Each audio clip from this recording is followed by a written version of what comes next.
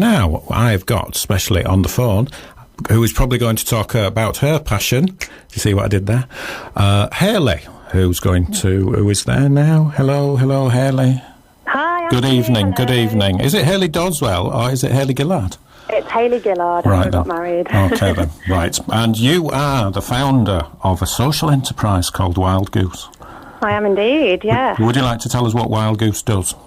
Absolutely, yeah. Wild Goose runs all sorts of different outdoor retreats and nature-based workshops for people that are sort of stressed out, in need of a bit of relaxation, in need of some me time. Yes. And it's all based in the woods. All right. Which woods do you go to then? We do a range of different woods. So we do some stuff in public woodlands throughout Leeds and Bradford. But our day retreats are within 50 acres of private woodland just north of Otley. All right. Very good then. So I'm stressed all the time, and I decide. And I decide I want to come to you. So how would I contact you to start off with? I would say the best thing to do would be to visit our website, and that is wildgoosecic.co.uk. Yep. Or you can find us on Facebook at facebook.com/wildgoosecic. Yeah.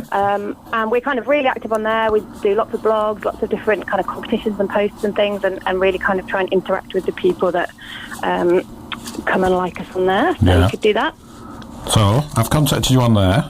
Is it just you? Is it you, or is there other people that do it as well? So I run it mostly, so I'm the kind of day-to-day practitioner. Yeah. But out on the retreats, I have other people that come and sort of help me on the day, and other volunteers as well. So I've contacted you. I can't stand it anymore. Christmas has gone. I didn't get what I wanted for Christmas. Yeah. I bought some people some presents. They didn't like it, so I think, well, forget it all then. Is there a menu of things that I could come and pick from? Or? There is indeed, and actually the very, very first thing that I had to send you to was our free ebook, and that is on our homepage. We've got a free ebook at the moment, which is 15 ways to beat the winter blues. So I'd start there before you even come on a retreat. Right. So I'd go and look at that ebook, and once you've found that on the homepage, absolutely, there's a kind of menu of options across the top, different retreats and different workshops that you can come and find out about. And there's also a section called Community, and that's actually for all our free events that happen throughout the various communities in Leeds and beyond into Bradford and North Yorkshire. Right. And that's free services for people with mental health problems and other stress-related illnesses. Brilliant. So you can find out all about them on there as well. Yeah. So I get in my car and I come to you. I'm talking you through it there. And I've decided, from looking at what I want to do some campfire cooking. Now, am I going to do one thing, or am I going to do lots of things during 8 hours, or do I pick a morning session or an evening session, or what can I do? So they're typically day retreats. Right. We do some half-day sessions, but normally it's a day retreat. Yeah. And they always include a campfire, so we are famous for our hot chocolate and marshmallow toasting. Brilliant. But if you're interested particularly in campfire cooking, we do a variety of different kind of methods of cooking over the campfire. But our retreats are kind of also focused on well-being, so we do more unusual things, so a lot of kind of mindfulness and meditation all out in the woods. We do barefoot walking, outdoor yoga, so it's not just about the campfire cooking, although we always include a campfire lunch. Brilliant. I like the barefoot walking.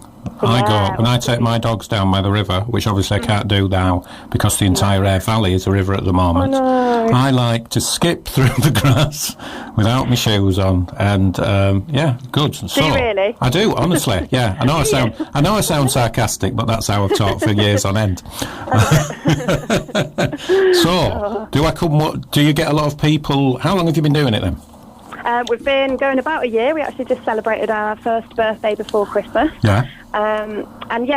Typically there's about 10 people on every session. Right.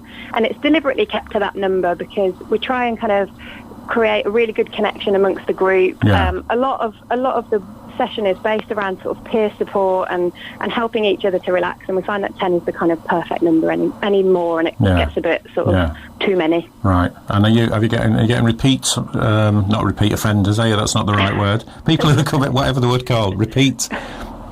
People. Bookings, Yes, that's the word, bookings. We are indeed. Yeah. So we've sort of designed the services that people can kind of come for a one-off, or they can come for a series of things. And they're all sort of interrelated. So whilst each retreat is different, the kind of elements and the underlying feelings within them are all pretty similar. So yeah, we do get people that keep coming to more than one. And I do apologise, that will be the thing that will appear on Facebook. He said repeat offenders, and he didn't know what he was talking about. There's always one like that. Have you? What sort of other things have you done before then? How did you end up doing this, or doing this at the present? It's funny that you just said repeat offenders, because my background's actually in the criminal justice system. Right then, there we go. No, I started life as a complementary therapist about 12 years ago now. Yeah. So I qualified in things like aromatherapy, reflexology, massage, that kind of thing. And then whilst I loved kind of helping people feel good, having a massage, it felt quite sort of light touch, and I wanted to work with people deeper and kind of really try and help people more than just having an hour's massage. Yeah. So I then moved into the third sector and started working for a homeless organisation, and we supported people with mental health problems, with addiction issues, and I ran lots of different projects within that, trying to help that business become sustainable.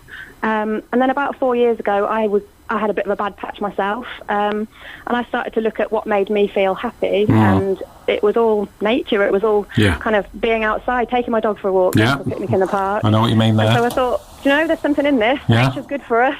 And from there, I trained as an ecotherapist, and the rest, they say, is history. No, you're right. I mean, I was surprised that there aren't more people out. You know, when you go out and you take your dogs, because as dog owners, I've got two, you have to go out, don't you? You can't just go out. Makes you, we're not going out today, you know. And the joy I get, however sad it sounds, from watching my dogs skip and leap about and taking them wherever it is.